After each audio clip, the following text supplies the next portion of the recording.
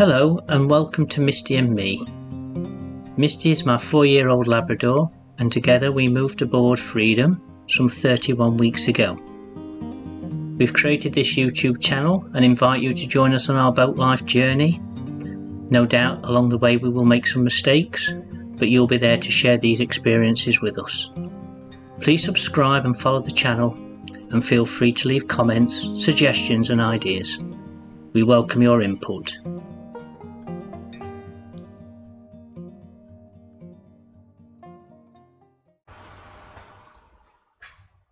Oh, hello. Welcome aboard Freedom and welcome from Misty and Me.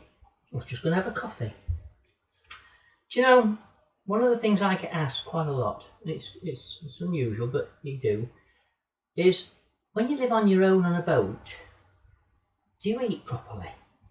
And to be honest, it's no different than if you live on your own in a house. It's just, obviously you're on water, I suppose. Do I eat properly? People who have followed us on our Facebook channel, or Facebook group page should I say, will know very well that I do eat properly. Maybe sometimes my dinners are a little bit too big, but I do eat properly. And sometimes I'm encouraged to eat properly by my neighbours who are so nice and constantly keep leaving me food. I think they think I need food parcels. So 2 days ago, well, a day and a half ago, Louise off of narrowboat Cassandra, which is moored 2-3 boats away from me, sent her husband round with a cottage pie that she's made, and I popped it in the fridge and I thought I'll have it last night, but I never got round to it. So tonight I'm having cottage pie and I'm going to have vegetables with it, including cauliflower and cheese sauce. And so I'm going to show you something so simple, but you might find it interesting, and that is how to make a bechamel sauce. Now that's just a plain basic white sauce, and it's one of the very first things you're ever taught when you're a trainee chef that I was almost half a century ago. So I'm just going to go through it. And some people prefer to use packet mix, and that's fine, and some people like maybe just to have a go at making it themselves. So I'm just going to show you again. This isn't a tutorial, this is how I do it, and hopefully you'll pick up a few hints and tips along the way, and it'll give you the confidence to get the saucepans out and have a go. So join me and let's be getting saucy. Alright, cheers. Okay, so where do we begin? Well, first and foremost, we're going to warm through and infuse a small amount of milk in a saucepan. Now what we're going to do, we're going to add to this some onion and some seasoning, and this is going to be the base of our sauce. Now again, it's a personal thing, but I like to put a nice knob of butter in with mine, because what that actually does, it gives the end sauce a very nice sheen. So some salt and pepper. Now don't go crazy with your salt and pepper at this stage, because there's plenty of time later in to get it exactly right. Now for the onion. Now this is again a personal choice. You don't have to put onion in, not everybody does, but I feel it just gives that little bit of extra taste to the sauce. And why do we infuse the onion in the milk as against frying the onion in the butter that we're going to use to make the sauce? The answer is quite simple. By infusing it, the milk stays pure and clear and white.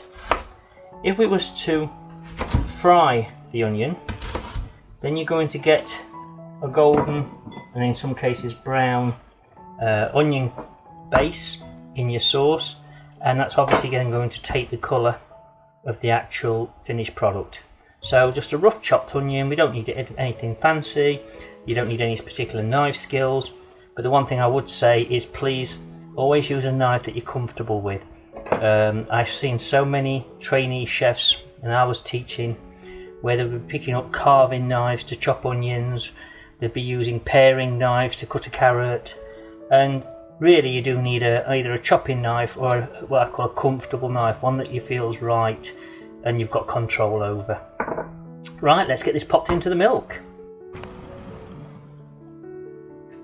Now the milk's slowly warming up, so we're just going to pop the onion in. You don't have to put this much in, it was just half an onion I had in the fridge that I wasn't going to use for anything else, so it may as well go in and flavour the milk. Now we're going to bring this up to a boil, and then we're going to turn it down so it's got a really nice steady simmer, because the one thing you need to remember is this isn't a race. The longer you can allow the onion to infuse into the milk, the nicer the end result will be. Now whilst we're waiting for the milk and the onion to infuse, obviously we are making a cheese sauce with our bechamel, so key ingredient is a good mature cheddar. So that just needs rough grating, and we're going to use majority of this piece of cheese in the actual sauce. Yes, and again, I know there's a lot of it, but this is all down to personal taste. You can measure it down into smaller quantities, obviously, whatever suits yourselves. And some of what is left after I've made the sauce will be used to dress the cauliflower before we pop it in the onion. Now, despite being trained in French cuisine, I must confess that back in the day I worked with a lot of very good chefs, and the one thing they taught me was recipe books are there when you're in doubt, but they're not the God-given Bible. So you're able to change and amend recipes and feel comfortable in doing so, because that's how new dishes are designed and developed, and you should never be afraid of experimenting. I'm just checking that this milk and onion is just going to a nice steady simmer. I haven't measured, you'll notice I haven't measured the butter into the pan, nor do I measure the flour. It's what we do by eye, basically. I mean, you can find recipes obviously online. So to the butter, we don't allow this butter to brown, because again that'll affect the end result. So we don't need a lot of flour at this stage. We're just going to pop some flour in, and with a wooden spoon we're going to mix it with the butter, and this is going to be our roux. And the one thing with the roux is it needs to be gently cooked, and it also needs to be kept from colouring.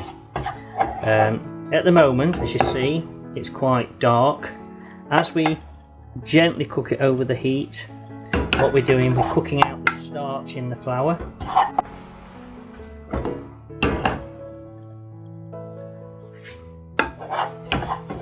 And as we cook out the starch, the actual base of the roux will become much lighter and quite granular, which is exactly what we want. I'm just going to turn this milk down now because it's come to a steady simmer.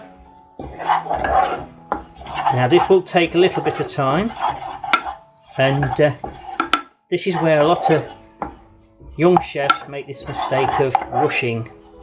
So they put the heat up to full, and then they overcook, as in darken the roux, and they don't cook out the starch because it's already burning in the pan, and they add the milk in such a hurry that they end up with either a very lumpy sauce, or they actually end up with a very dark sauce. Now a bechamel is really, as it almost sounds, it's the basic sauce. You can add into this so many different ingredients to create so many different sauces, but today obviously we're going to do a cheese sauce to add to the cauliflower, which I'm going to have for my dinner tonight. Now I will have made more than I need, but there's a reason for that. what you can do with bechamel is, once it's cooled down, you can either freeze what you don't use, and then you can use it in a future dish. Once it's gone cold, you can, if you've got any bacon in your fridge or any chives in your fridge that you want to use up one day, then you just simply saute off the bacon pieces and the chives and put a splash of Worcester sauce in with this, with the actual bechamel that you've taken out the freezer and you've defrosted, and it will be thick enough to spread. Now you can spread it onto bread and do your own version of Welsh rarebit if you're adding cheese in there, or you can add chopped herbs, parsley, etc. And if you haven't already added cheese in it, then you could put a splash of white wine in there and use it to go with a fish dish drizzled over cod or haddock, or even a flatfish, and it just brings out so many of the flavours. It's just gorgeous. So don't be frightened of taking your time to cook it out. You see already it's starting to granulate and it's getting quite like blonde. Just think Marilyn Monroe when you're making a roux, and you'll not go wrong. I'm just going to have a few more minutes at this, and then we'll start to add the milk once the onion's completely softened and infused. So come back to me in a minute and we'll take it from there.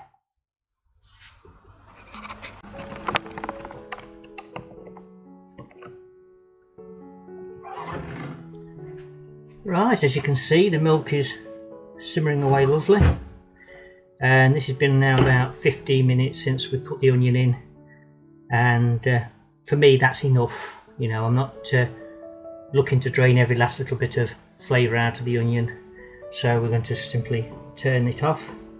I'm going to use a jug,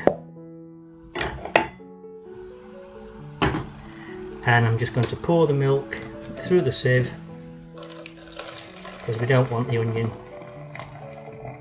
Having said that, we don't want it splashing on the cooker, but we've done that as well, so just let that drain through.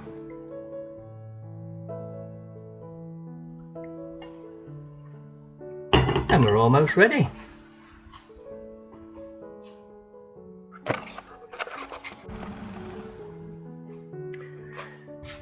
Right, now all we need to do, as you can see, we've got a nice granular effect. This is because we've cooked out most of that starch in the flour, so this will give the sauce a nice smooth texture and taste, not a floury affair, which is what we're trying to avoid. So the key process is add your warm milk, just a little bit, turn the heat up a bit, and then work that milk into your roux. And what we're doing again, even though we've already cooked the roux itself, we're still cooking out any last remaining starch as we add in the warm milk. And it is very therapeutic making sauce, you know, and it's an art that you learn to be patient with, and the end result is worth that little bit of extra effort. And yes, I know you can just cut a packet open and pop it in the microwave with a drop of milk in a jug, but it's not the same. And as I say, you can put some of this away, because I've made more than I'm going to need, I think, which is not unusual for me, and use it. You could, as I said to you earlier, you could try and make a version of Welsh rarebit, or you could pop a couple of jacket potatoes wrapped in 2 layers of foil in your log burner for about an hour. After half an hour, turn them over. After about an hour they should be cooked, depending on how good your stove is set up. And then cut them in half, fork them round so you've loosened the content of the tate in the skin, put a little bit of butter in there, and then put the remainder of your bechamel cheese sauce with the added bacon, chives, herbs, and then just finish under the grill. Give them a nice browning under the grill. Maybe put a couple of little parts of tomato, and then you'll have a cracking dinner for very little money. Now this is where we start to really work the sauce. This is the bit where if you don't get it right, all you end up with is a pan full of lumpy bechamel sauce.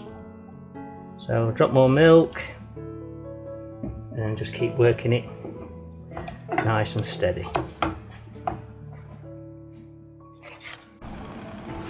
I did have a lady on Mercer Marina through my group page on Facebook say that she can't be bothered, and she wonders how I have the drive and the inspiration to want to cook proper dinners, and sometimes like this go to the trouble of doing things properly.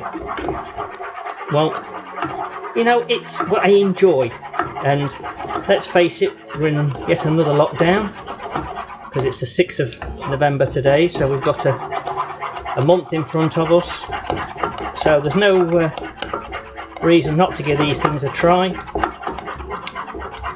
As you can see now, I'm starting to work this and it's getting slightly more elasticated, which is telling me it's getting ready for some more milk.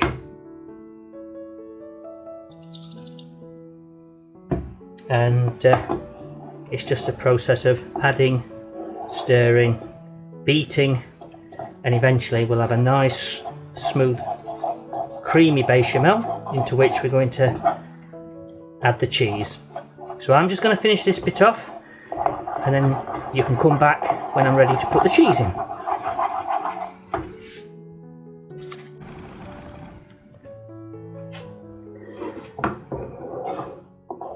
Okay, so this is had now maybe 4 or 5 minutes just cooking out, and don't worry if you do have a go at making a bechamel and you do end up with lumps, just sieve them out, because you can. There's no rules that say you've got to throw it away and give up. You know, we learn as we go. I'm just going to turn the heat up on this a little bit now. Just give it a bit of a taste. I think it might need a bit of seasoning in it before we put the cheese in. Yep, definitely does. As I said right at the beginning, you season at the end, because you can always add seasoning, you can't take it out. So do always remember that. And trust me, if this was taste and smell-o-vision, you'd realise just how nice it is when you make it yourself. And it's, as you can see, it's not a difficult task. Now I'm going to put the cheese in, and then I'm going to cook it out just so this thickens up a little bit more, because what I'd like to do is when I place the cauliflower in the dish pre-going into the oven, I want this to coat it, so I want my sauce to be quite thick, so that whilst it's baking off in the oven, the sauce doesn't just run into the bottom of the dish and leave all the cauliflower exposed. But as you're just gently cooking it through, it will thicken, and I'll get the consistency that I need. Okay, so we're going to big helping of cheese. You can't have too much cheese. Well, you can, but I like it to taste like it's got cheese in it. So again, obviously it's going to go lumpy when you first put your cheese in, but this will melt down. Always try and use a good, strong, mature cheddar. But if you're making it on a whim, it's something you haven't planned to do, and you've got a bit of cauliflower in the fridge and a bit of an onion, and you've only got red Leicester, make it. A bit of blue Stilton, you can still do it. You know, there's no rule that says it has to be a mature cheddar. It's really down to what you've got in the fridge. We'll make into a beautiful sauce and it can be used for more than one dish. As you can see now, the cheese is melted through, and we're getting a nice glossy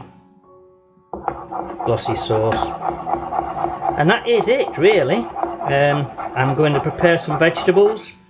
I'm going to steam some cauliflower, and then I'm going to show you how I just dress the cauliflower before it goes into the oven, and hopefully a little bit later you'll see the end result. But for now, we've got Saucy. You know how to do it. There's no excuse. As long as you've got a bit of butter, you could always use margarine if you don't like butter. You will need plain flour, don't use self-raising, just use an ordinary plain flour. It doesn't have to be any specific grade, just plain flour. And remember, you take your time, you cook out your roux. Always think of Marilyn Monroe, so your roux is blonde. And enjoy cooking. This is what it's about. Don't be frightened by the recipe books, and do enjoy experimenting, because the only difference between high-class chefs and yourself is they've got the confidence, simply because they've been doing it every single day. So there you go. That's a nice bechamel sauce. Come back to me in a bit.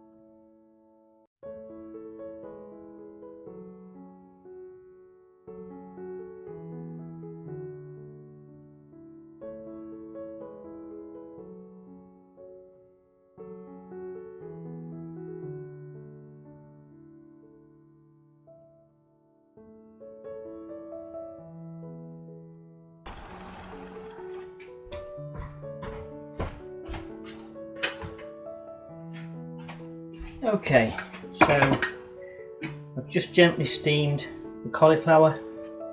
I prefer to steam just so we get all the nutrients kept inside.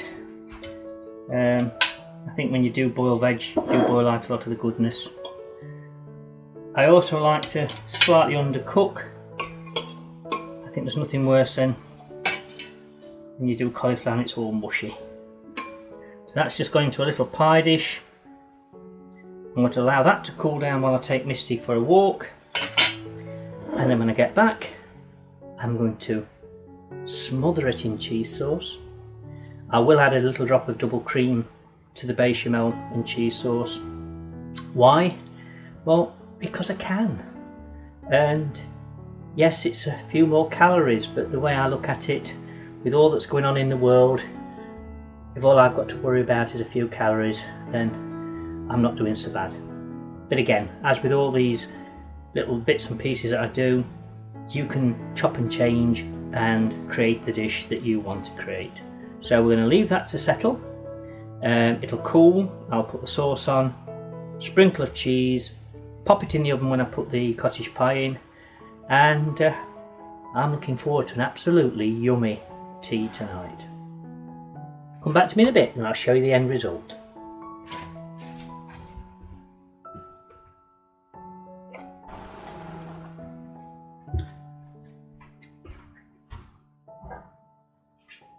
Okay, right, the cottage pie's gone in the oven, so I've just put a little bit more cheese in this sauce, so what might look like it's lumpy, it isn't actually lumpy, it's just the cheese. So we're just going to put a really good coating. That is bloody gorgeous. Just to finish off now with the last of the cheese. Like I said before, you can never have too much cheese.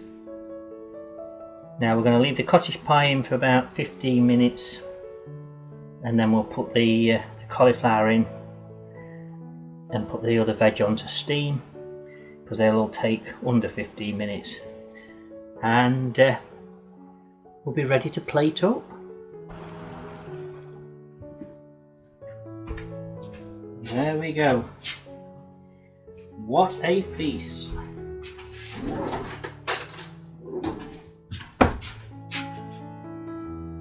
I think Louise thought she was feeding half a dozen people their cottage pie. I may have to save half for tomorrow.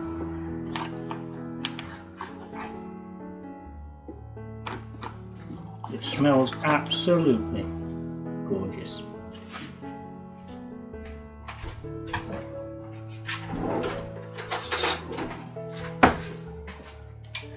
And just look at this.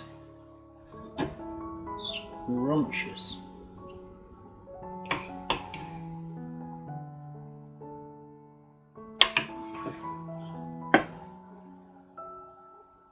Yes, I know it's a big portion. When something tastes this good, I can tell you, just got to have a big portion.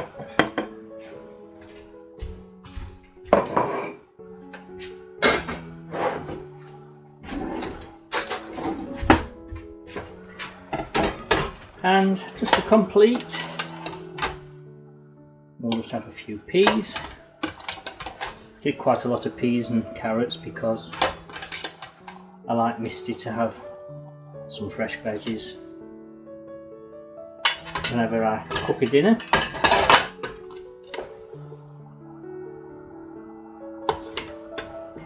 And I don't give her the potatoes obviously because I'm trying to slim her down a bit. There.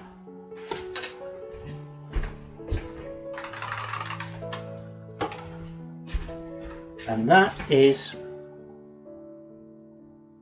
one heck of a feast. Thank you, Louise. The world is too. And there you have it, bechamel sauce.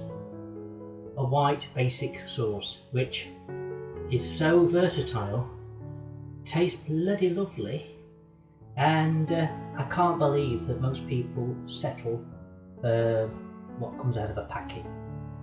It is worth the effort.